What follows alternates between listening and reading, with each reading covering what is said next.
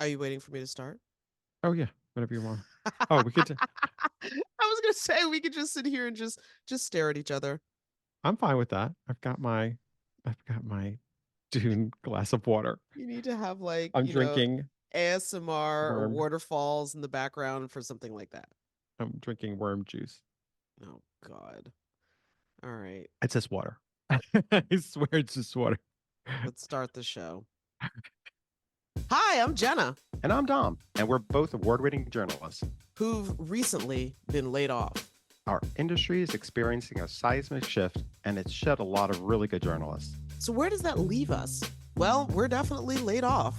And we're looking for new jobs, looking for what's left of the industry, and what to do next. And we're looking at all of it. So if you're a fellow laid off journalist, a working journalist, or someone who admires the craft, we're looking to build community. Develop new skills, and try to figure out what just happened. Welcome to Laid Off and Looking.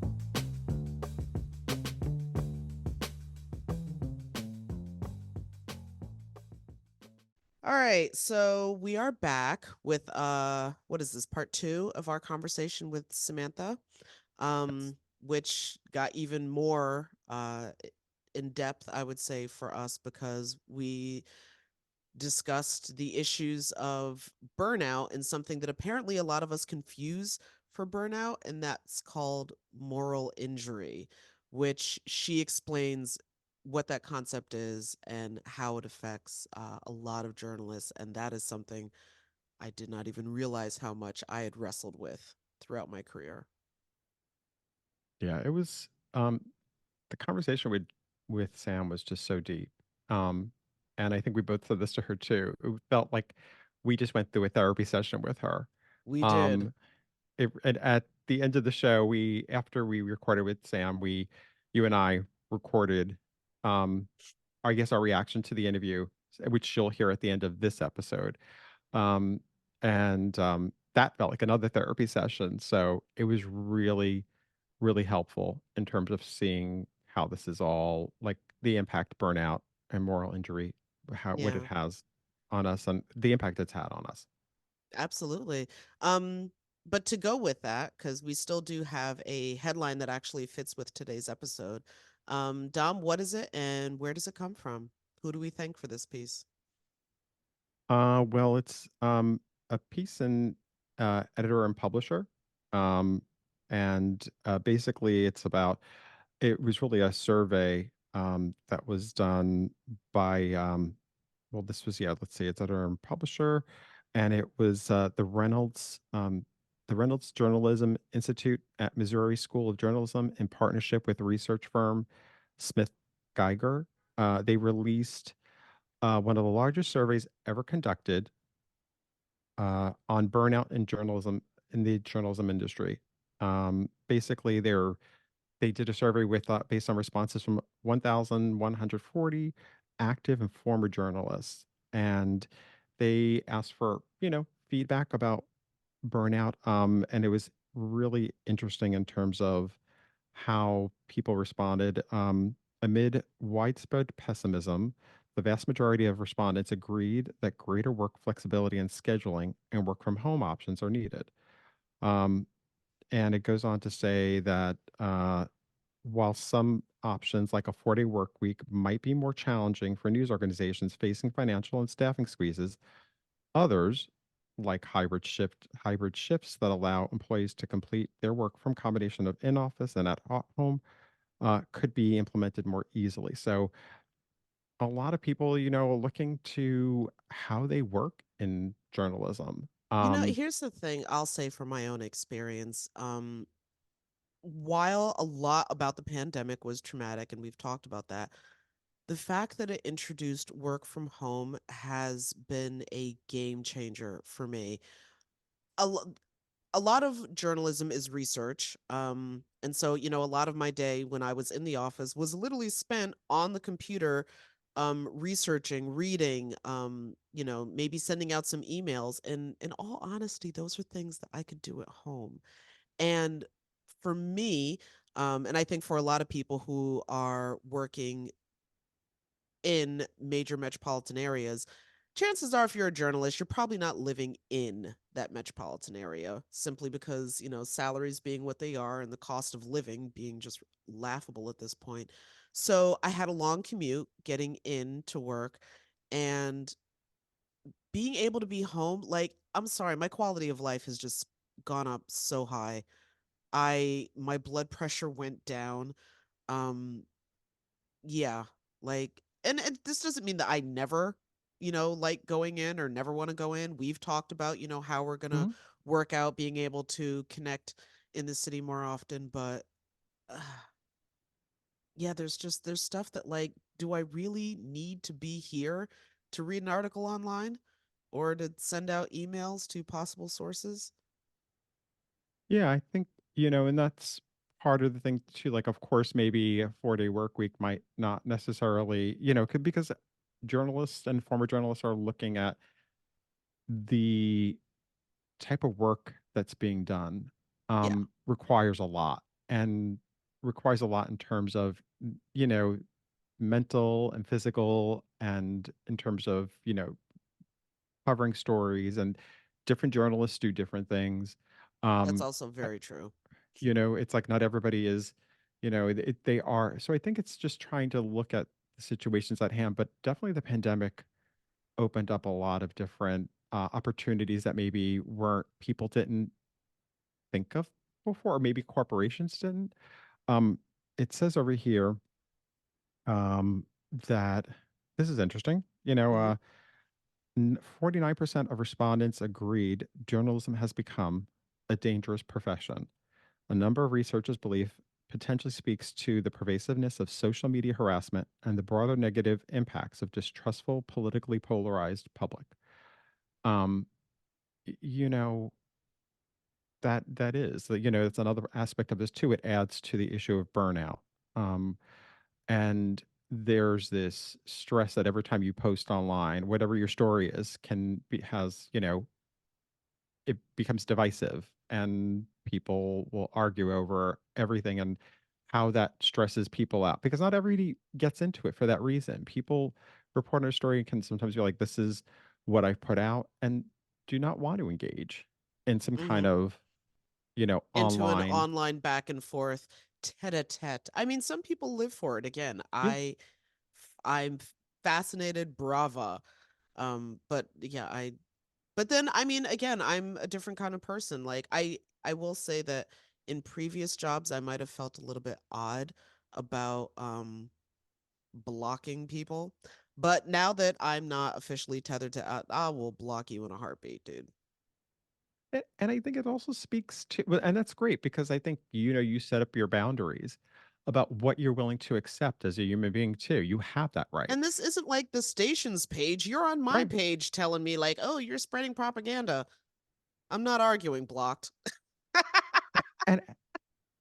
And kudos to you for that. And I think that, and again, I also think there is this whole thing of how divisive it's become because if somebody disagrees with you, it's because you're this or because you're that. Oh, you're just trying to, you're you're, it's propaganda, blah, blah, blah. And it's like, oh my goodness, people, everything, it's exhausting. And, it does become exhausting when you're on the other side of this when you're the person who's writing the story and feel like you have, I mean, some people can even, and maybe for short term, for some, it's something they're able to deal with. But for a lot of people, when you deal with that for years at a time, it chips away at your mental health. It chips away at you.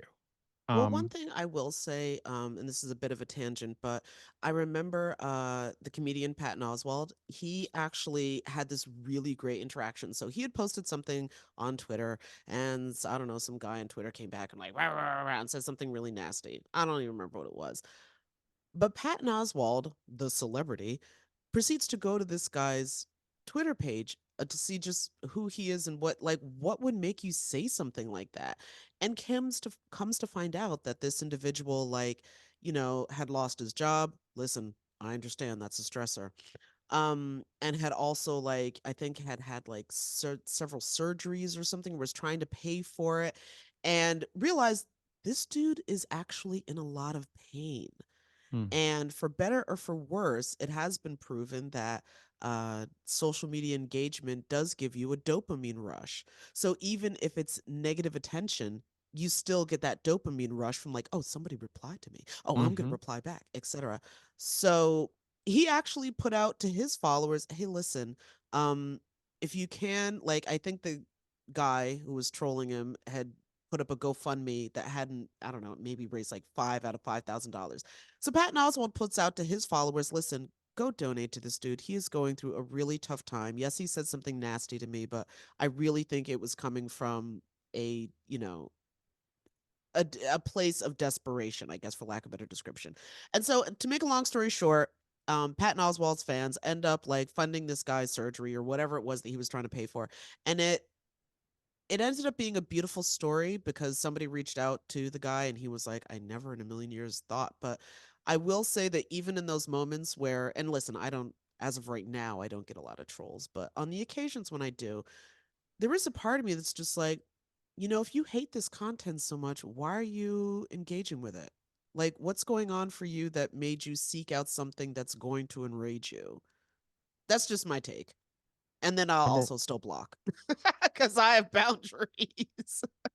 well, number one, I love Patton Oswalt, and thanks for sharing that story because I remember when that happened. It's amazing, but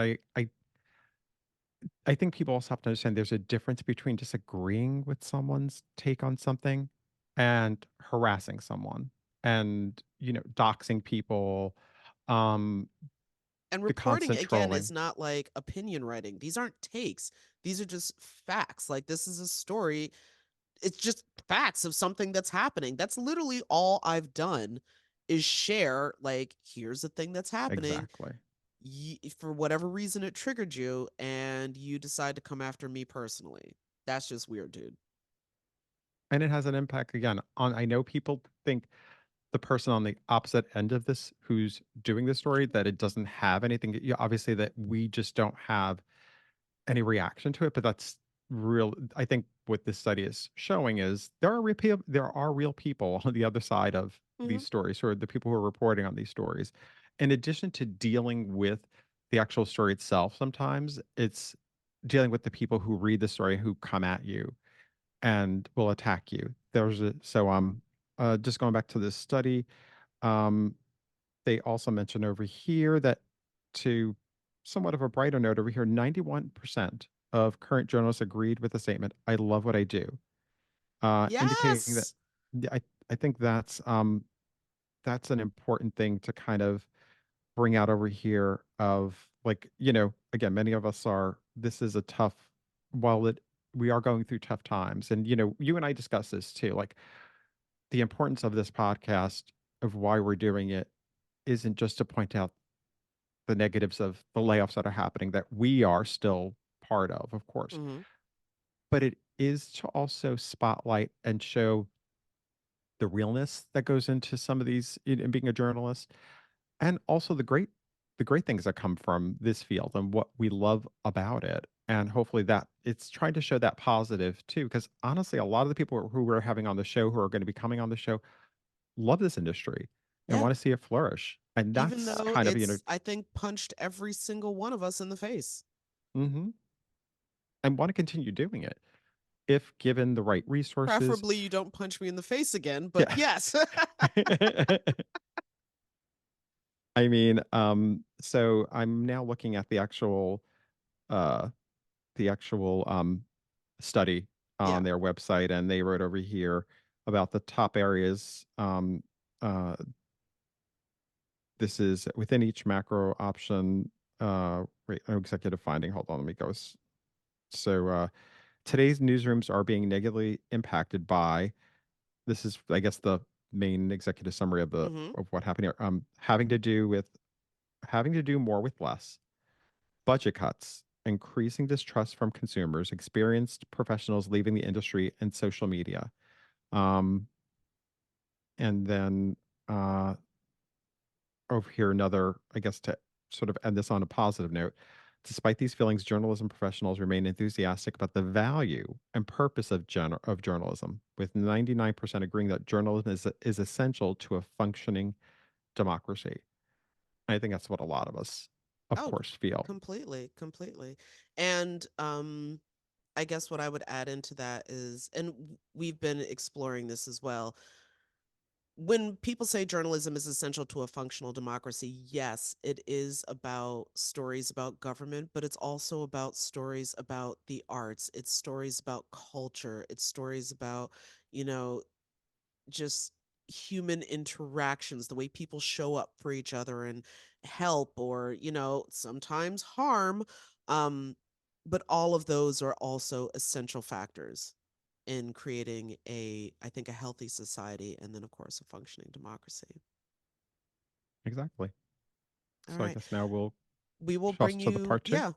bring you part two of our conversation with Samantha Ragland. Ragland, Vice President of Journalism Programs at American Press Institute. There you go. All right, here it comes. Well Sam, done. there's also this, for the people who are left behind, a lot of times, you know, as newsrooms have gotten, smaller, there's more work Sure. and there's more opportunity for, I mean, there was opportunity before we were talking about burnout, but also, now we're looking at, even more so. You're expected to do more with less resources.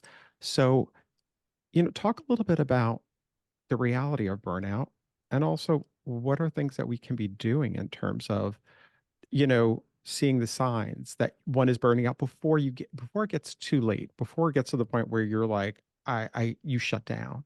Yeah. Yeah, it's so hard in these situations because there's typically not like like we talk about a restructure, and a newsroom is either going into a restructure or just coming out of a restructure, or they're thinking about a restructure. And that's like just the norm, right? But when it comes to these massive layoffs, and massive, depending on the size of your newsroom, could be 12, it could be 200, fine. But there's typically not a restructure and redesign of the work.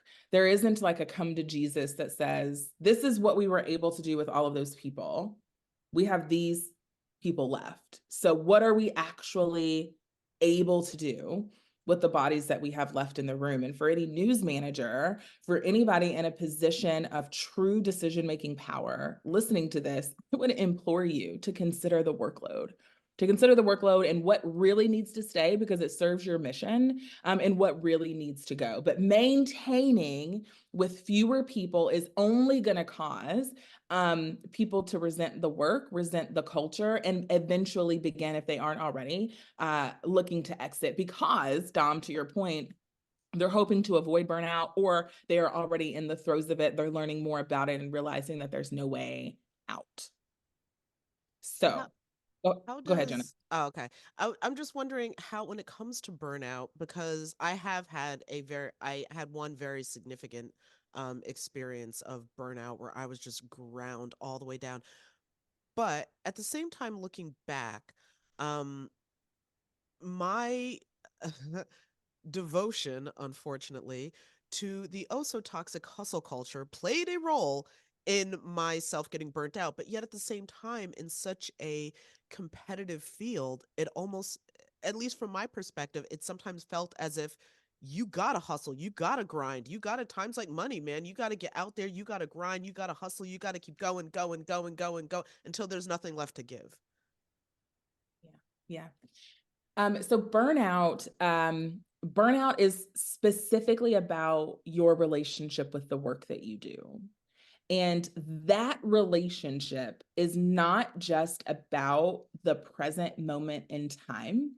That relationship is also about the world that you came from, right? And so if you are coming from a family unit, a culture unit, that overvalues, right? I'm gonna overvalues work, then coming into your professional life and finding that you embrace the hustle culture because, right, this is the only way that you've ever been taught to do work, then there's more to unpack there with your relationship with work beyond the managers that you're working with, the newsroom that you're in, right? So there's some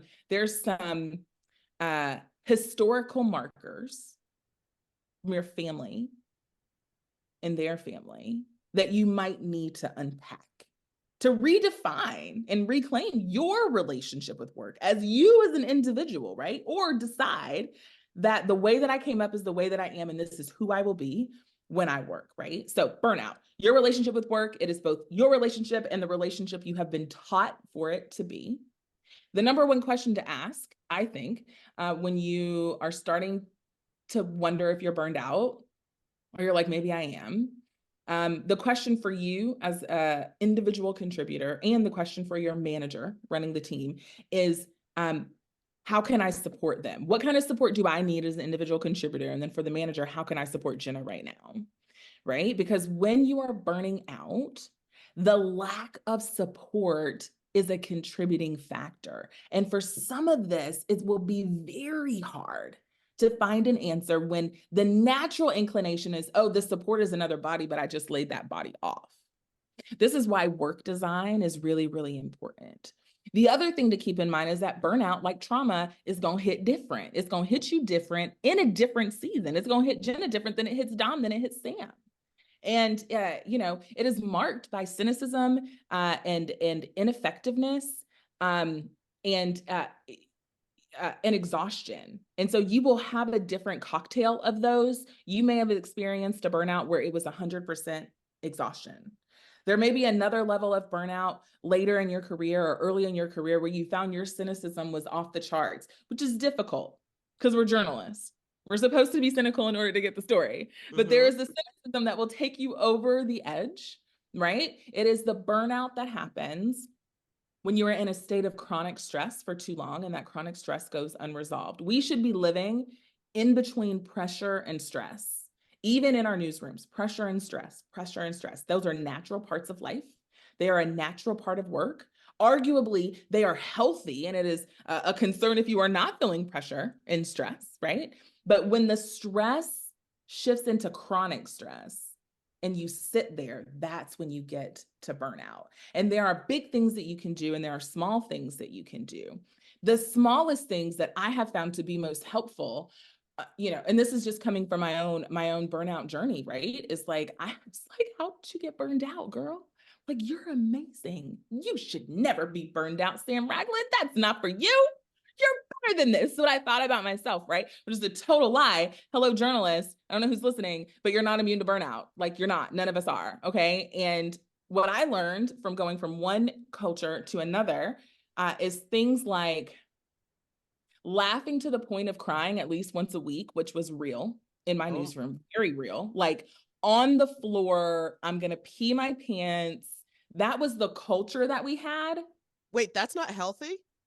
It's super healthy. It's super okay, because I'm just like, wait a second. That was, a lot of wild things get said in a newsroom, but there's a lot. It was super healthy. It was super healthy because stress, because laughing is a way to relieve stress just as much as working out is, right? And what I found when I started to examine what was happening in the Palm Beach Post newsroom versus other places that I was in, which is when I got burnt out, is why I was laughing all the time. I was deeply, deeply connected to colleagues. We didn't just powwow over gasoline newsroom coffee, but we powwowed over baked goods and had, all kinds of things. We had meetings at coloring posters. We did brainstorms regularly, right? There were all kinds of things connection-wise that helped me even amidst hurricane coverage, even amidst Parkland, right? Even amidst the Trump administration, that helped me get from stress to chronic stress. And I'm like, oh, Sam.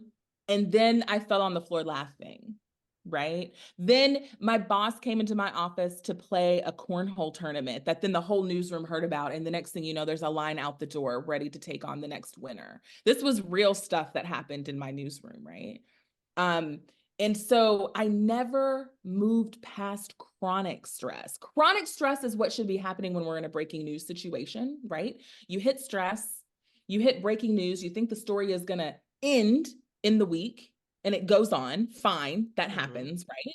And it might land you in chronic stress because in the midst of that story, another story breaks. In the midst of the two breaking news stories, an editor goes down with COVID, or, somebody goes into labor, right? So there are all kinds of reasons that you'll hit chronic stress. For most of us, We're not leaving. We are staying there as if it's the norm, and your body wasn't meant to stay in a state of chronic stress. And so chronic stress is what will lead you to burnout. A lot of things that you all should be looking for, most notably though, especially given the situation that you're in now, where you are coming back into yourself, I want you to know who you are. What is your even? What is your base level of humor and humility and motivation and excitement? What is your base level, right? Because if you can identify your base level without the stress of the job, when you go back into the job, you know who you are, right? You're here. You're here. This is great. Your pressure, your stress, but you're here, right? So then when something goes awry, when you hit a traumatic story that maybe isn't a bodily harm story, maybe it's not a COVID story, maybe it's not a mass shooting story, maybe, like for me, one of the most traumatic things I've ever experienced was being in a team meeting and being told by a white woman that I was scary. And I was like, my amygdala went into overdrive, y'all. Like overdrive, overdrive. And I got quick, like I was about to have some hands. And of course, this is Zoom. You ain't had the hands in no Zoom, right? But I was like, I hang up and I processed for about 6 weeks. And about 4 weeks into figuring out why I'm so upset, why am I crying? Why am I losing sleep? Why do I feel traumatized by a 2-word sentence? It was my daddy who said, while I'm in the grocery store getting milk, of course you got upset. For a white woman to even think that a Black person is scary, that thought alone is the difference between life and death for us. And I put the milk down and I cried in Publix. I cried in Publix, right? And so it wasn't a story, but wasn't it though? Because how many times have I scrolled through Twitter? How many times have I seen Black men who look like my daddy, who look like my brother, who look like my husband, who love the Lord dead? Vicarious trauma, indirect traumatic exposure. The hesitancy of a police officer to think that in danger. It's the same as the white woman telling me I'm scary. You feel what I'm saying? And so No, I for me to absolutely launch do. in, do you see what I'm saying? It's like crazy how quickly it can happen. And I didn't know that I was bearing the brunt of what I was seeing until that was said to me in a split of a second. In the split of a second, right? And so we need to get to a point where we respect people's life experiences, where we respect that cultural trauma, generational trauma that lives in the bones of Black and brown bodies. It's going to impact you on the job. You are going to have a higher likelihood of being burned out, even. I mean, first of all, oh my God, I can't even separate the instances that are coming to mind right now. But what I do know is that when those instances happened to me, and they did over and over and over again, one of the things, at least for me, that added to my trauma regarding, sexism, racism in the newsroom was that I felt as if I were going to make a claim regarding sexism, I would have an easier time getting justice than if I were going to make a claim about racism. Because again, just about every newsroom, I've never worked in a predominantly Black newsroom. I'm sure they exist, but not where I've been. So I've always been like one of, I don't know, maybe 2, 3 Black people in the.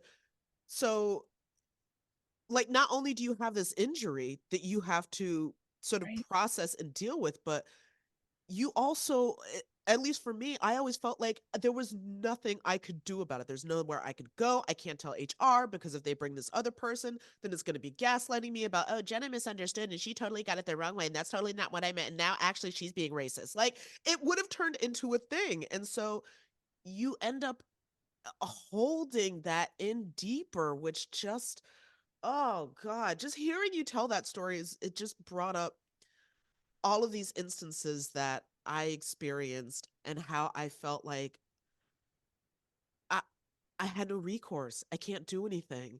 because yeah. Yeah, I Oh mean, God. the lack of agency, well, we have a retention problem in the newsroom, and this is certainly a part of it, right? But because as humans, I think our default psychologically is to believe things like, I mean, it can be as simple as like love languages, right? Like, oh, my love language is like or words of affirmation. And so I'm going to speak to my partner words of affirmation, but then you miscommunicate, right? Because your partner's love language is like acts of service. And he's like, can you please just do the dishes or whatever the case is? Can you please just like help me paint this cabinet, right? And it happens, those miscommunications happen all the time. Our default is our own style, right? If we lead this way, then we expect others to respond that way because they would respond the way that we respond. If we are impacted by this specific traumatic experience, then we expect others to respond in the same way, right? That the way that I respond to trauma, by buckling in, zeroing in, getting laser focused, that's the way that everybody responds, right? And that's just not true, right? And so similarly, the more that we can acknowledge and value the lived experiences of everyone on our team, in our newsroom, the more likely we are that people will feel comfortable enough in these spaces to like let go of some of that. If I was in my old newsroom, I would have told my boss, I'd have been like, Clay, freaking Clay. In fact, when that happened to me, I went to lunch with him and he was like, that's racist as hell. I was like, you said it, and you're the whitest man in America. Said it, And so, but I trusted him, right, to be able to be that. And he trusted that what I was saying was true, at I least don't true think for I've me had from my that. experience. Do you know what I mean? I We had don't think I've so had that. much, we got ground we got to get ahead, Mhm. and I will say this on the work that I'm doing now with the American Press Institute.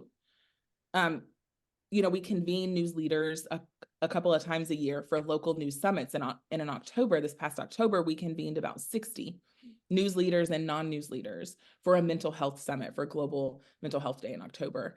And the desire to get it right, the curiosity to measure well-being and prove it out, right? That this is impacting our bottom line when our newsrooms and our people are unhealthy. It was so thick in the room, and there was so much desire and energy. There were practitioners who were like, I tried this, it didn't work, but then I tried this and it worked, right? All of that was happening. And this was 60 people, and it was probably 40 or 42 different news organizations represented. The Wow. work is happening. It is happening at a scale like this. It's always hard when you're on the front end of culture change, right? I desire for our industry to be healthier because I understand that a healthy newsroom is going to more effectively reflect the community that my son grows up in and that his kids, like, to me, it's way deeper than where I'm at right now, Mm-hmm. right? And there's a lot of people doing that. There's a lot of people doing that work. What will eventually happen in my very glass half full world is that you will be able to throw a stone and hit any healthy newsroom in time. But we're at the beginning, we're at the Wow. Mhm. beginning, right? And so how do we endure? How do we, now that we're not in the newsroom, because the three of us, we're not in the newsroom anymore. We're adjacent. We're what they call newsroom adjacent. How do we, if we choose, do what we can to support that move forward? This podcast is an excellent example of pouring into even when you are not present, right? Because the newsrooms it takes a village to raise a child. It takes a freaking village to create a healthy newsroom. Because, right, the news keeps happening. So you need people external to the news to think about it, to talk about it, to be about it, and then to say, this is the direction that you should go. That's some of the work that you all are doing here. Absolutely necessary to the future, for sure. And you know, it's interesting. It made me start thinking about sometimes the instances when people don't realize the people in the newsroom. And I relate to a handful of incidents where I know people were being a gay person and having people not, you know, putting affected voices and being very comfortable in terms of, you know, being able to limp wrists. And that while that happened, I remember for myself not feeling, well, feeling embarrassed for myself, feeling like, and the part that always went over, there was always, I was lucky enough in those instances for somebody who was there with me to speak up and say something because they saw I wasn't able to. And I think that's such an important thing for a lot of us in the newsroom, to either to also speak up for others, not to always have that be about, you know, sometimes being in those instances, it's already traumatic enough to be on the receiving end of it, but you need somebody else who's there for all of us. We're a community to speak up for each other too when you see something. And I've been really lucky that I have one being with like one of my really good friends, one of my best friends actually in life, and she spoke up for me, and it that gives you, makes you just it, in that moment when you're not able to deal with it, to be like, oh, and but somebody said something at that moment, somebody said something so that that person doesn't walk away thinking what they said was right. Right, that's right. Whispered allyship is the worst thing you can do for a person, especially a person that you consider a trusted and admired colleague or friend, right? Like, don't tell me you're about it before the staff meeting happens and you say nothing. Then I finally say something and then you slide into my DMs. Get the Mm-hmm. hell out of here. Mm-hmm. Where were you? Right? Mm-hmm. Where were you? Right? And here's the thing. There will be times when you need the fire in somebody else's belly to burn a blaze, right? For the cause. Times when I can't. I'm exhausted. I got 50%, gotta sick this, I gotta do that. And it happens. And I need somebody because I'm gonna do it. When I have it for you, I'm gonna do it, right? And I think we just, one of the things we talk about at API is the community within the newsroom. And I think that if we could see ourselves more as community within the newsroom, and if we could practice behaviors that we practice outside of our newsroom, we listen for facts, but also for feelings and values. We disarm our sources. We show up presently, right? There are times when you know it's going to take 2 or 3 interviews and you just put your equipment away because you need to establish trust first. Yeah. And yet, in the newsroom, we're siloed. We're about the work, only the work, to the point that everything is a transaction and there's no relationship, right? And I think that by and large, journalists, no matter where they stand in the shop, from the highest to the lowest, have the ability, the skills, the character traits to create the newsroom that we're talking about, because I see them do it every day when they bring the story back, right? But why do we exercise trust building and listening and curiosity for the story and not do it for ourselves in Definitely. our community, the journalism community? It's so like when you put it, I mean, just to say it out loud, the juxtaposition seems wild, and yet Mm-hmm. that's how most of us have lived. That's right. That's right. But it does not have to be that way. You know, I was so It shouldn't fascinated. feel like a radical thought. It shouldn't feel so radical. You're right. Because it's just like, I'm not asking you to do anything new. I'm really not. This is stuff that you do every Exactly. day. You do it every day. Every editing decision, every audio cut, every conversation that you have for the story, you are practicing skills that if you could just practice them within our newsroom, we would be a more caring, more holistically healthy organization. Wow. It's not, it sounds like revolutionary, but then it's like, I think that's what's amazing about yeah, it. but it's like you have the tool belt and you're like, but you're right, I do have all these tools in my tool belt. Exactly. Yeah, you already have them. Like, use them all the time, not just like some of the time.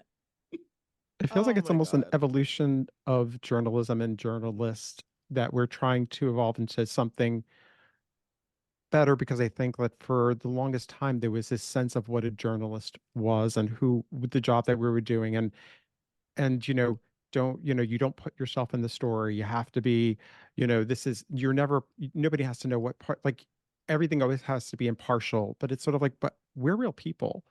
And yeah, we do have opinions. Like, it's ridiculous to think that you don't have one. I think that's disingenuous, actually, to keep saying that. And maybe that's what we all need to start doing too, is part of this. I mean, some have been doing it. And it's not a question of being opinion, of course, because there is a difference. But it's, when you tell certain stories, how could you not? How could you pretend like, if when you hear somebody lying to your face, and be like, well, that's what they're saying, unless I have the proof behind them, that's what they're, I will allow them to say what they have to say, even though it's hateful. Um, so maybe that's part of what we're seeing right now, and hopefully changing, Yeah. to get better. I really hope that changes. Same. Yeah. I mean, um, the work is hard. The work is hard in the field. It shouldn't also be so difficult in the shop, Mm-hmm. Yeah. You also brought up the issue when we were talking before about moral injury, correct? Or Mm-hmm. more, so could you explain a little bit about? Yeah, actually, Dom, you hit on it just now. I mean, that exact example, it depending on the journalist and where they are, could feel like a moral injury. A moral injury is this idea, this issue of your moral compass, your center, your ethos being damaged because of something else that's happening, right? And so if you are told to get both sides of the story, and because you've got the facts and the data, that one side is just blatantly lying, and yet your editor is like both sides and you publish both sides. For a journalist, that can be a morally injurious situation. And moral injury is important for journalists to know today, because it is not burnout, for one.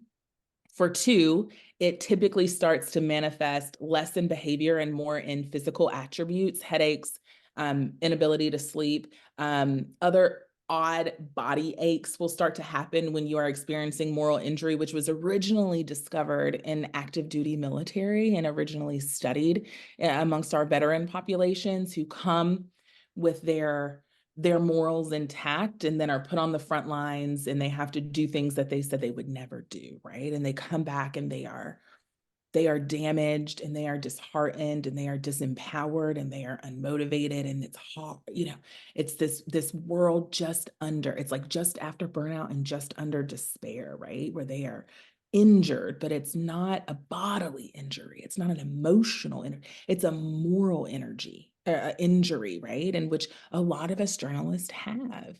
And I want journalists to know about it, because it is becoming a fast track to a PTSD diagnosis. And so where originally, for PTSD to happen, you're overseas and you're like a foreign correspondent and you're covering terrible, terrible, inhumane things. Now, journalists actually have higher potential exposure to a PTSD causing incident than most other professions, right under police, right? And now add to that you're reporting on climate change and nobody believes you, right? Or that you're reporting on politics in a community, in a highly conservative community potentially, and they just, you're the liberal rag, right? Can cause moral injury. When you're doing these stories and your editor comes to you and is like, nobody's reading your stories, but you know that the state of democracy, right? Or that the understanding of the voting population hinges on this story, and you're telling me nobody is reading it, right? You absorb that in this really interesting way, and it's the moral blow, and it's blow after blow after blow that just it's like you said, Jenna, it grinds you down in a way that burnout never will. There are really fascinating individual ways to repair yourself when you are burned out, right? Because there's physical ways and psychological ways and social ways to do that. Moral injury is still being discovered. And when your morals have been called into question so much that you no longer know the direction you ought to go, the solutions for that, well, I'm hard pressed to share any, right? And I want you all to know it, and I want your audience to know it, because we're in an election year. We're in an election year, and our oceans are getting hotter.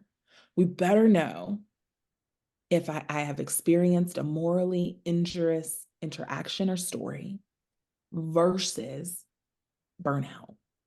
Burnout and trauma, it's very easy at this point to know the difference, but moral injury and burnout, and the response and remedy on your behalf and on your manager's behalf will be different if it's burnout versus moral injury. And so knowing the two is really important, especially it's a calling.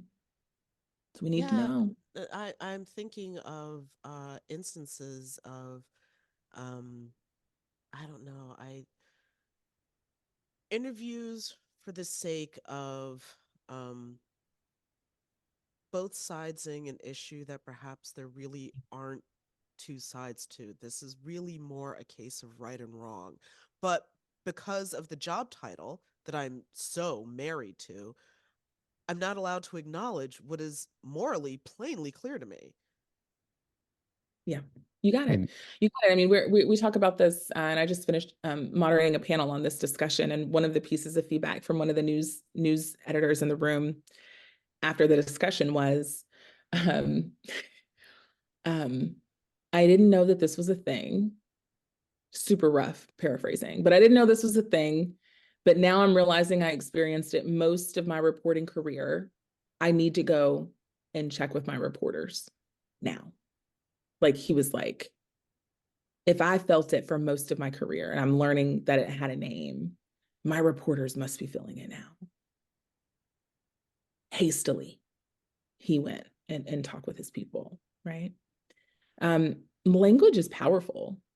And when you wrestle with, like, what is this? And is it even real, right? Like you asked early in the conversation, when you understand that it has a name, it changes your direction. When I understood that I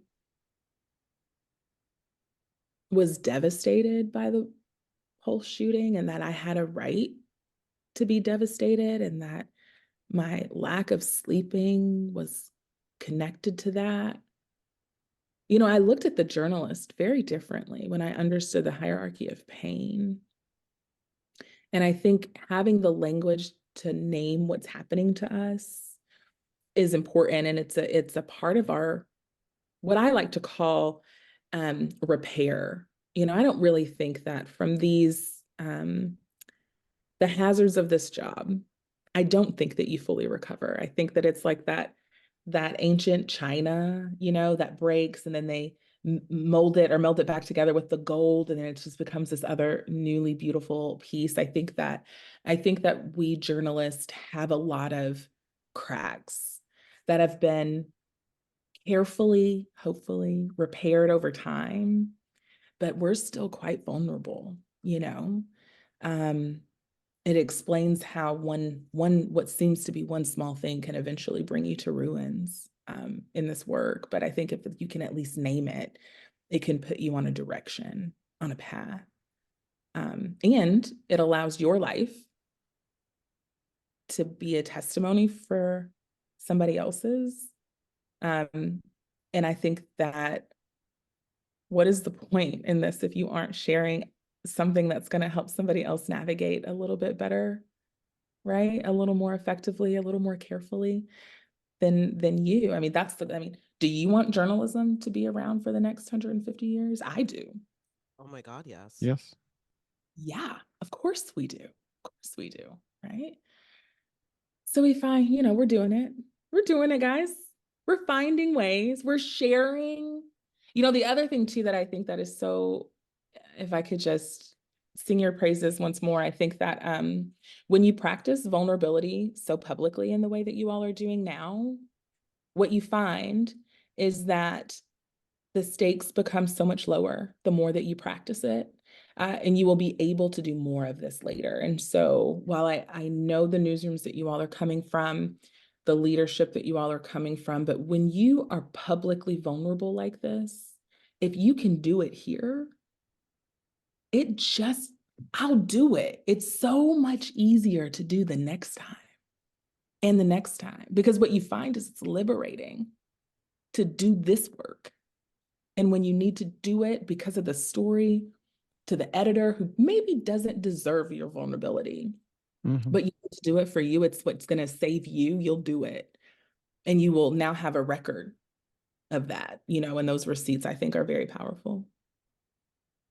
Thank you, Sam. That means so much. And, it does give food for thought about that too, in terms of it means, yeah, I don't know. It's a lot that goes on in my head right now of doing and speaking this way and sharing it with other people and hoping that connects. Jenna, do you have anything else that you want to ask? I mean, I know. I feel like we could say what we'd say. we We can felt keep going. I know. For me, I guess, I mean, my God, if there's anything that, as we continue to unpack and discover more with this podcast series, which again, Dom, I'm really so glad that we are doing. Mhm. If any, especially a J school kid, hears any of this and like finds some sense of power or something, and does not have to take the same lumps. One of the things that I've always found so confusing in my professional career was, um, God, it's so emotional, were the number of people who sort of took this approach that, well, because I went through it and survived, you can too. And I would so love for Yeah. the next generation to not have to deal with some of the bullshit. Yeah. That didn't have to be there, that didn't have to stand between like the public and a really good story, or hearing from a different voice or a different group or whatever, because of whatever the, I don't know, the nonsense was that stood in between. But Yeah. if nothing else comes of this, if that could come of this, I would feel like I did something. Yeah. Yeah. Yeah. I believe it. I believe it to be true. I believe it. I believe it will. I do. Well, Sam, we cannot thank you enough. But, but Oh, Dom? before we go though, because we do this with all, we always ask everyone, Oh, that's right. Super how important. did we always ask everyone, how basically did you come into journalism? Why did you become a journalist? And then also after that, if you could explain a little bit more about what the American Press Institute, what you're doing, the type of important work that you're doing. Sure. Yeah, it's funny that this conversation is on mental health and trauma, because I came into journalism kind of by accident. I wanted to be a journalist my entire life, as a lot of journalists do. I remember like interviewing radio hosts and TV anchors in elementary school and high school, and I went to Western Kentucky University to become a broadcast journalist. And on a job shadow one Sunday with this NPR host of our station, there was a car accident, and a man was driving like northbound in the southbound or southbound in the northbound at this point. I don't remember, but he had his 3 kids in the car, a bottle of vodka. And apparently he was going through a really bad divorce, which we came to find out because the host that I was shadowing at the time knew the wife. And he was like, we got to get the story. We got to get the story. And I was like, oh my God, like Dave, we need to send them lasagna. We can't like go get the story. Like the kids are traumatized. Like, thank goodness nobody was hurt. And he was like, no. This is what journalists live for. You got to have thick skin, right? And I was like, this is terrible. And so I went to my I went to my professor, Jim Letourneau, actually at Western. And I said, I'm dropping broadcast as my major. This was Monday. There was like not even a full 24 hours within that experience, and dropping journalism as my major. And I remember holding up my arm and saying, look at the skin. I'm so gooey. I could never be a journalist, right? At that point, though, I had enough credits to have it as a minor, but I did. I dropped it and I went and got a degree in poetry. So much to my surprise, I got a really lovely fellowship to Syracuse University, to their Newhouse School. And so I got a master's in journalism, because that's where the money was, go figure, right? And so I did not ever think that I was gonna do this. And sometimes I still laugh about it because I remember that experience so clearly and thinking I would never be able to be a journalist. I just care too much about people. And yet here I am. I went into the Palm Beach Post newsroom as a breaking news web producer. It was my first job part-time, 5 a.m. And quickly rose up through the ranks, had a really great leadership team there. And then eventually, after understanding culture and understanding more about my own values, I left the newsroom right as we were understanding that the pandemic was real. In 2020, and went to be a leadership faculty member at the Poynter Institute, which was deeply, deeply impactful work. And now at the American Press Institute, I do similar work, except I run a team of former journalists turned learning designers and trainers, and they go out and they do this work. And so the American Press Institute is a fantastic local news organization. It's a local and, we focus on local and community news. Anything that we can do to support and sustain holistically healthy news organizations. And so when we talk about sustainability, we do not just talk about the bottom line, we talk about everything else. We are very concerned that there may be a time that we figure out the bottom line business situation and there are no journalists that want to like contribute to it because like the industry is so terrible, right? And so we work with news leaders all over the country and local and community news organizations. We do in-person events. Mostly everything that we do is grant funded or funded by ourselves. We do everything we can to make things accessible. We help people with sourcing. We've got a specialist in diversity. We just do all kinds of stuff, but it's awesome. And we're always happy. We have open calendars across the Institute. So if you all need anything, we're very easy. And if your audience needs anything, we are very easy to find. And our calendars are very easy to access. If we can ever help, we're here. That's what we're here for. That's great. And we'll be sure to include that in our show notes too. And whatever information that we can share, we'd love to do that. Okay, great. I'll send you guys some links. But this was lovely. I know we had our pre-interview, and so I knew kind of where the conversation was going, but you just don't ever really know where the conversation is going. You never do. No. Nope. It's one of the things that makes us exhilarating in a very weird way. Yes. You've got to be such a great conversationalist, right? And I just, you guys are, we match each other's energy. And I just think the more that we can share, we just have to stop keeping our so close to the chest. And that's a part of the culture change, is like, this is what it's actually like for me. So it's true. Thank you, Sam. Thank you so much. So much for this interview, for the work that you do, for all of it. Yeah. Well, I'm in it for the long haul, even though I'm not in the local newsroom anymore. And I know that you guys likely are too. And so it's a real honor, and I'm happy that we were able to talk today. Thank you. Thank you. Try to do the heart thing. Oh, there we go. I'm like really into Korean dramas, right? I've been into them for like forever. And so this is the bottom of the heart. and so it means I love you Oh, from the bottom of my heart. There you go. Oh, Yes, it's very cute. So very cute. I'm not gonna be able to do John's that. like, I can't, my fingers won't do my the fingers thing. don't do that. I'm discoordinated. I never can do it. People always try to do the, what is it, the Star Trek thing The too. I can soft, never even do, yeah. I can't even do Yeah. that. I'm like, I'm a oh, stop it. weirdo. Show off, Jenna. Yes. What a show off. Jeez. I know. Thank you, Sam. I can also curl my tongue, but listen, there's a whole tons of weird stuff that I can do. That's another podcast. Exactly. It's an episode for another day. Yeah. All All right. right, Sam, this was absolutely Yes. amazing. Absolutely amazing. So thank Thank you you. Thank you. We'll so, be in so touch. much. Yes, and we will be in Yeah. touch. Send me what you got. And we'll make sure that we share it out across our networks. We want to make sure that people get the message. And that's true, just kind of period. So if you guys want to stay Yeah. in touch. Yes. No, we totally, absolutely will.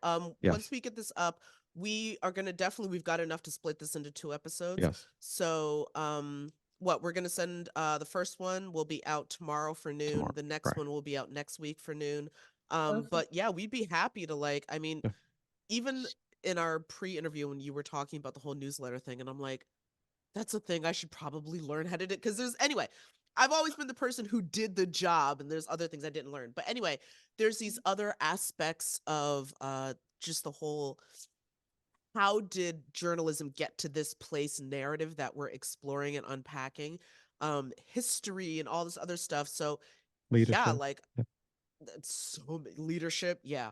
A lot of I things love it. I love it for you guys. And I can't remember if I shared this with you on Tuesday, but somebody else who is doing similar work out of India that you may be interested in from a different Ooh, perspective. okay. He's focused on workplace mental health, and his experience is the Newsroom.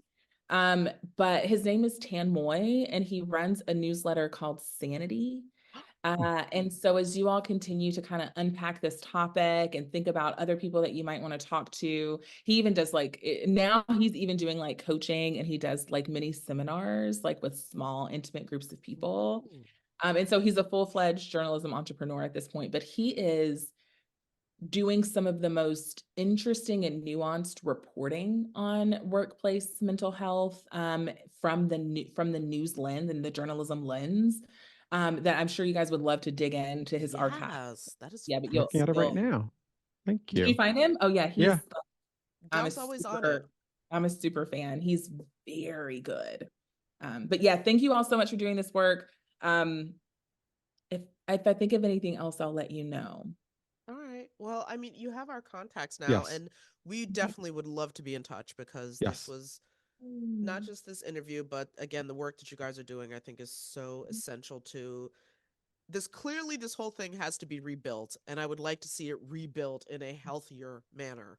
Mm-hmm. Let's not just Mm-hmm. recreate what we were doing. That was Yep. clearly not working. Yep, that's right. Yeah, And it's going to take a lot of courage, because unfortunately, we're not going to burn the boat. We're not going to blow up right. the boat. We're going to have to rebuild in the building that we're in. And if future news leaders look at present news leaders who maybe aren't as radical as what we were talking about, if they think that that is the way, then it will just prolong God, the no, change, no, no, no, no, no, right? no, no, no. So even if what I encourage news leaders to do is go against the grain, even if you have to go against the grain of the culture of your newsroom. It will be thankless. It will be lonely. It will be worth it, because it has to start somewhere. Even when the people at the top are showing you something different, it has to start somewhere. It really does. And we just, like, I stand by, leadership being so important, because if you allow that, if you show that how you manage your organization is coming from that different perspective, it will change. But if you just try to hold on to a certain way of thinking, if it's only about money, Yeah. that's how we got into this, is because people were Yeah. looking at solely from a financial. And don't mistake me, finances are important, but you have to also think about the people, because that's who's running these organizations, the people. That's what I loved about what you were talking about, was so much about really, you know, we are human beings. And, I sometimes get concerned that maybe I'm I am always a little bit concerned the public doesn't see it that way. Journalists have become so No. politicized. And so Yeah. therefore people see us as propagandists. And and then with that comes the thing where the people who are the head of these companies are like, it's just about money. How many eyeballs do we have? And that's it. And it's not about mental health. It's not about taking care of the people who are really on the front lines of telling the stories that we tell. And you lose voices because lots of people then don't want to do the job because they're like, I don't want to deal with that shit. I don't want to deal with instability. I don't want to deal with, Mhm. you know, uh, all this crap that I have to, all this stuff that gets, and I don't get paid well. Yeah. That's right. Yeah, and then it's more expensive to replace you if you're Mm-hmm. replaced at all, right? And Mm-hmm. so, If you're they're just there. replaced at all. There has to be a better way. There has to be. And I Some love more. the fact that you're trying to do the work to make that Yeah. that's why it's good. I'd rather be hopeful and because to be negative and then just feel like you just leave everybody behind, like I care too much to just leave it all behind for other people to take over. Same here. Exact same here. Wow. Well, and we're not alone. There's so many people who care. There's so many people who care, and so that matters too. That we're That's not really, alone. that's really, God, that's so important to hear. I feel like, especially right now, with just all of the news of all of the different news Mm-hmm. organizations. And then when people start talking about, leadership was so callous this way and that way and all this other stuff. And just knowing that there's people who genuinely care about this work and making it work so that we can support the people who are doing this, not just emotionally but also financially, etc. Mm-hmm. That is so, because I mean, again, don't get me wrong, Twitter has never been a healthy place to be, but lately journalism Twitter, oh my god, it's been dark. Yeah. Yeah. Well, I think your show is going to give them some light, and they'll get glimmers if they can just hold on to the glimmers until the clouds pass, right? Mm-hmm. Easier said than done, but Yeah. not No, impossible. it's one hell of a storm, but I know that it will pass. Just I would like us to rebuild on the other side, and let's just reimagine, because it doesn't have to be this way. Nope. That's right. Oh, guys, I'll talk to you all Yes. forever. I know, I Wow. know. We're gonna miss you. We really Next week are. we are. It was like it really felt like a great session talking with you on Tuesday too. We both left and we're like, I feel hopeful, even more hopeful. You know what I mean? I think we really do try to bring hopefulness within the show, Yeah, despite all the negativity we see happening. But it also felt good to, you feel validated when you hear other people, hearing you say the words that you say, and also knowing what you've been through your journalism career, knowing you've been there. That's important. it's important. It is, but you're right. Like when you're in the thick of it, right? There is something really interesting about going adjacent, and maybe you all choose to continue Mm-hmm. this, right? And stay Mm-hmm. adjacent for a little while, which is cool. What's interesting about it is that then your vantage point in gets blown wide open, right? And Mm-hmm. where you can feel so alone, Mm-hmm. then you get access to like a different perspective, and you're like, oh my God, Mm-hmm. you feel like there are people doing this. There are people making gains. Mm-hmm. There are whole organizations built on this. And there are, right? That Mm-hmm. you would never know in your organization maintaining the work, Mm-hmm. right? So we hear that a lot in our local news summits. We always ask, who do you know who's doing this? And they're just like, I feel so disconnected. I don't know anybody. Mm-hmm. Everyone is like, I don't know. I don't Yeah. know. Mm-hmm. It doesn't engagement, trust, elections, mental health. They're like, I don't know. I don't know. I don't know. And so that's true too. So how do we keep wherever the lines of communication are, how do we keep them open so that Mm-hmm. people don't feel alone? Mm-hmm. Oh Yeah. my god. Well, I cannot wait to get this out, because again, I know there's other people who are going to hear this and feel seen, because you Mm-hmm. say the things that I think a lot of us think, and even in our water cooler conversations, even in our Slack conversations, still don't get said fully or wholly. Mm-hmm. Um, and that's one of the things that I always found so weird, is that here we are working in communications, and yet none of us communicate with each Terrible communicators. I know. I always found other. that It's to be so wild. Originally, I was like, it's a part of our charm. And now I'm like, it's so annoying. It's Can you such please a make it better? dysfunction. And you start feeling like it's only your organization until you start talking to other people like, oh no, we all experience it It's too. You know, it's so everywhere. crazy. I don't know if it's because we over communicate externally that we are communicated out That's a like good point. internally. I don't know. I mean, it's bizarre. I don't know. I would just like the idea of the haggard alcoholic journalist to be a thing of the past Same. and Yes. not Yes. something that we are driving more people towards. Um yeah. Oh god. Oh, now I'm thinking, oh god. Anyway, Yep. Hold on to hope, friends. Hold yes, on Thank to holding hope. you. on to hope. And And you give us a lot of hope to hold on to. yes. Yes. And enjoy your time down too. Oh, Thank yes, that's right. you. Enjoy the vacay. Yes. Enjoy it. I think the toddler is asleep now, so Okay. I'm gonna rest. Good. I don't Oh, know what well, I'm definitely. Mama, get maybe that rest in. hot cocoa. I don't know what I'm gonna do. We'll see. Who knows? Vacation. Maybe I'll do nothing. There you go. Nothing. Nothing Good. wrong with that. I Yes. All struggled to do that right. yesterday with the COVID, but I did it. Not the Nothing. COVID. Capital T. Thanks, Sam. All Have a right, good one. bye, Thanks, John. Sam. Thanks, We'll be Jenna. in All right. touch. See you guys later. Bye. Bye. Bye. Whew. All right, so that what first of all, I'm like I'm Tom Hanks in League of Their Own.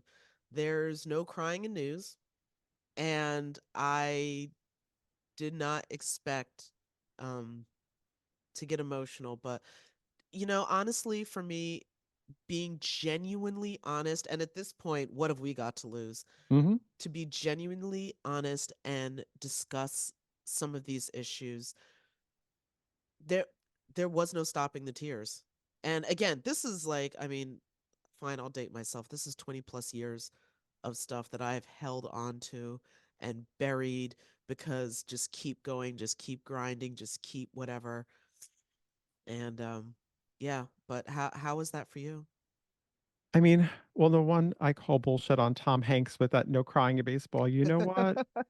Everybody, it's okay to cry. And I think it's healthy. And I think it helps us in these moments to get in touch with our what we're really feeling. And I know what you've been going through.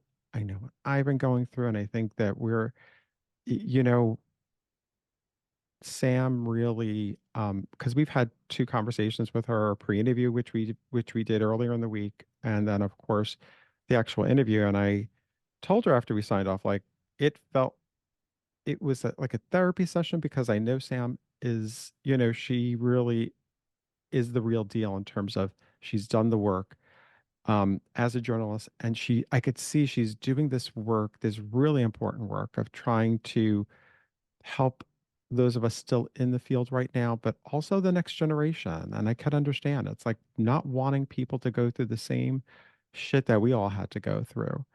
Um, and yet at the same I point, genuinely don't want that. no, no, and yet we also want it better for ourselves too. We still have years left in this. It's not so we want it better for ourselves too. So for me, I just feel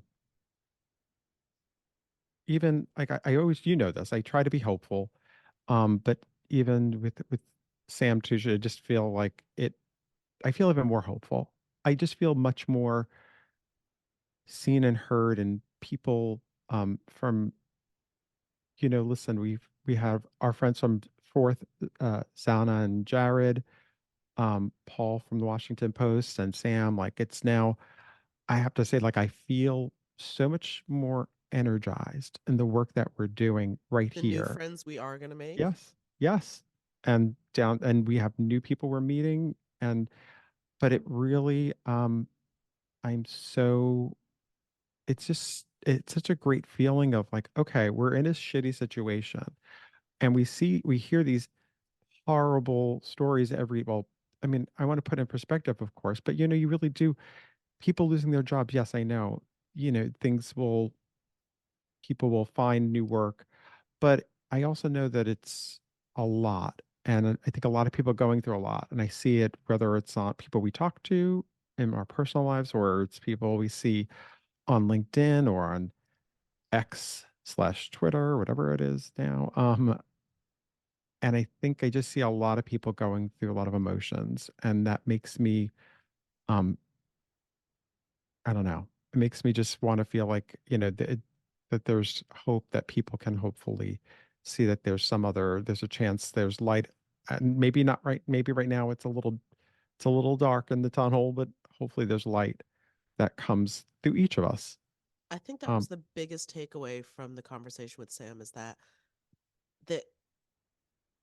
there's another side, yep, um, and that you know this can be rebuilt in a healthier way. And I guess again, when we talk about internalized trauma or whatever, there's certain things that I literally did not like. It shouldn't feel revolutionary to say, we can rebuild this and we can rebuild yep, this in a much healthier, much more functional way. And yet it feels like, but this is how it's always been done in this toxic manner. So y-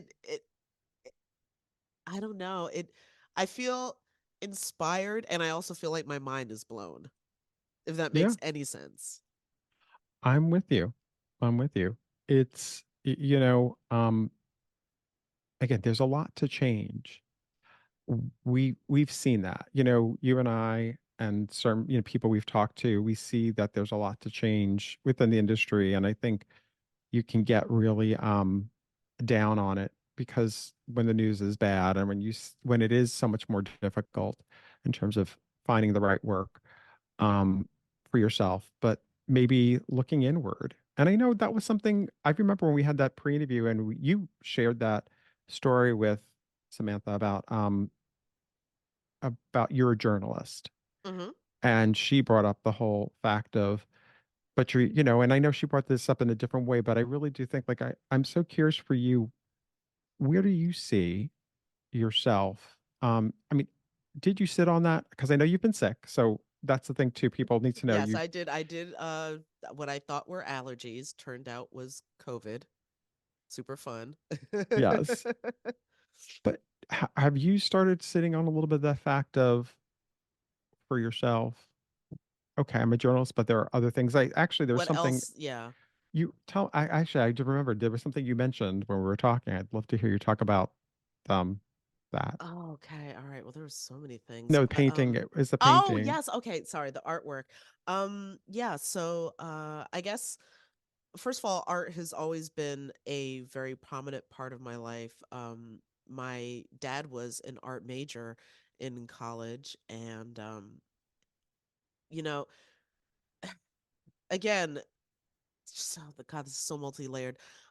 Initially was going to go into advertising, except as a young black man graduating in the late 60s, found that to be a shockingly racist world. Now that we've all seen Mad Men, we get it. Hmm. Um, so he didn't follow that career path. Uh, and then a few years later, he, finishes his master's, meets my mom, gets married. I showed up, and then, quote unquote, dad got a real job.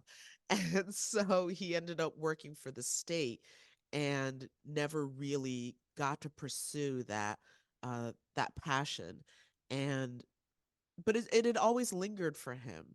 And so it was something that, like appreciating art and engaging with it was something that we were always um encouraged to do, my brother and I, but at the same time, um, and I don't necessarily think that I got this from my parents. I know I couldn't have got this from my parents because they encouraged and supported me becoming a journalist. So clearly they were not about like, you have to get a job that's going to make money.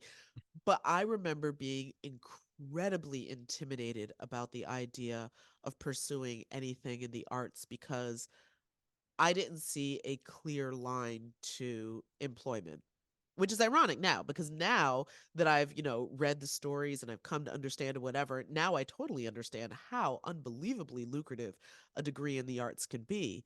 But yeah, when I was looking to go to school, I also had a passion for storytelling. News was always a very prominent part of my household as well. And that was something that I really, really not only wanted to participate in, but I remember being a kid and, you know, watching the anchors and some of the investigative journalists uh, that were either on TV or on the radio, or, you know, my parents used to make me read the mini page for anybody who remembers what that was for kids, and thinking, I can totally do this.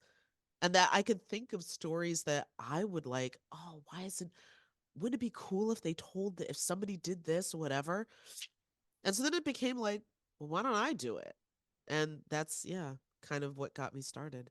Um, but yeah, now that I'm, you know, in this pause, let's call it, um, there is still an itch to engage that artistic side of myself. And I think what I was telling you was that I have amassed a small arsenal of art supplies. I am Hmm. very guilty of walking into like the crafting store or the art supply store and not being able to walk out with nothing. But it's all just been sitting there because there was always something else that I needed to do, something that was more important, some Hmm. sort of story, some sort of research, an article to read, this, da, da, da, da, da, Hmm. da, da, da. And now I'm like, no, I really need to just sit down with my watercolors and just Do chillax it. for Do it. once. Do it. It's so important. It really is, to express different parts of our creativity, and I think um it's I know it's easier said than done, especially when you're working. I think in our field, you sometimes want to disconnect from the work, and you can sometimes. There are some people who I mean, I've seen it, and I know that they do this on the side, but so many of us, I think, it's like the weekend would come by and you're like, I just need to unplug. I need to go hang out with friends, family. Um, and I don't want to think, I don't want to feel anything. I just want to lay on the couch maybe one day and whatever. So you kind of, um, and you always feel like there's something else you should be doing. That feels like Yes. playtime. That feels like that's luxury time. I have things to do. Um, for me, it was like, yeah, I think that's why, um, I don't know. I've doing this has been great in terms of helping to reveal different parts of myself. But like when I think about things I want to do outside of it, it's like, oh, what I love for this. I love photography. I love taking pictures. I love being able to, I keep saying this. It's like I love film. Hmm. That reconnected over the past year and a half. That's something going, but not just watching movies on like streaming. Like that's something going to the movies and watching a film and talking about it critically, looking at it differently. I don't know about you, but I used to love going to the movies as a kid. It was such a big deal. Like I would go Hmm. every week, and that's what I love doing. And I'm kind of reconnecting with these parts of myself from when I took photography in college, where I would develop my own film. I've found myself reconnecting with these parts of myself that I thought, or building Lego figures, things that part of it was the pandemic, part of it but there are things I think that we all need to reconnect with these parts of ourselves that we think we're beyond, or the fact that what are we going to do with it? What is it really? I mean, I need to do something more important. And I just love the fact that it's something that, and I don't know where it takes us, right? We don't know, but doing these creative things leads us somewhere else, whether it's internally, No, it exactly. it calms us down, or maybe we become interested in doing something. Maybe, it's for you, maybe it develops into painting something, and you could, I don't know. I don't know. It's like there's no expectation except for the fact that, do you enjoy doing it? And if you do, That's what I do it. think I really need to focus on. I have to get out of the hustle culture headspace of like, can I monetize this? No, just do I enjoy I need to do something that I mean, don't get me wrong, I obviously I love journalism, etc. Mhm. Um, but I think I need to do something that I enjoy just for me. And it is not about, you know, like how can I build off of, how can I grow? No, it's just something that I just enjoy doing. Doesn't it feel like sometimes you just said that right there, it's not wanting to monetize off of it. I think there's this we can end up feeling guilty. And I think it's a conversation that's obviously we don't want to get into too much here because it's probably worth having somebody else on and discussing this. But like it can get to the point where you feel everybody's always thinking about how they can monetize off something. And again, we all need paychecks. I get it. But if that's all you're ever thinking about, if even when you do your simple pleasures in life becomes how can I make money off of it, I do think you lose something from it. And there was somebody who um somebody shared something about someone who was looking to get work and they had all these things that they were doing. And I'm like, oh my goodness, there's so many things that you have listed on there that you're doing. Like it's unsustainable that everything is always about making end of the means is only about making money. Like, of course we need to make money. Again, it's basic, Yeah, no, but hustle culture has done a number hustle, on my head. right? Right. It's good up to a certain point. I think it's good to feel like you have to hustle and get out there and do things. But I do think it's also about wanting to enjoy certain things for what they are. Um, and not, if it turns into something, that's great. But I think so often it becomes You miss out about on a that. lot when you're focused constantly on that next book. Or, Mm-hmm. how do I navigate that? How do I get to that? How do I achieve like it I'm now realize I think it does something dark to your spirit. It does. I believe so. I believe so. But again, I think this has been, um, again, what started out talking about Vice and for all the people there who Mm-hmm. listen, I hope if anybody from there ever listens to this, I do hope that, they think, oh, and everybody who's been laid off, it's not just that, it's everyone who's been laid off. We're Of here, course, yeah. we're thinking of everybody. We're in that same situation, but we are also hoping that people take something from this. And hopefully listening to some of this helps us, whether we're in our present jobs or future jobs, and we make some change. Yeah, no, absolutely. I hope that for I guess, yeah, WAMU, Vice, wherever, or any other Mm-hmm. organization. My God, at this point, there's too many to There's many. even list. There's many. I know. That's just what we started off with. But I hope you so feel seen. I yes, hope that yes. whatever part of your actual self, not just your journalist self, but your actual self that has been shelved, let's say, put on the back burner so you can get the job done, so you can hustle, hustle, hustle, hustle, hustle. I hope that that part of you is able, through hearing this at some point, that you feel seen and heard in a way that maybe you hadn't before. But I Hmm. wish that for everybody, Everyone. Yeah. everybody, period, especially who has been through this jarring experience of losing your livelihood and having Mm-hmm. to figure out Mm-hmm. now what. Mm-hmm. It's incredibly jarring. Mm-hmm. Laid Off and Looking is an independent podcast conceived of and created by Jenna Flanagan and Dominic Camia. Music provided by Jay Cowett, research by Lori Ruthenbucker. Reach out to us anytime at laidofandlookingpod@gmail.com. New episodes drop every Friday at noon.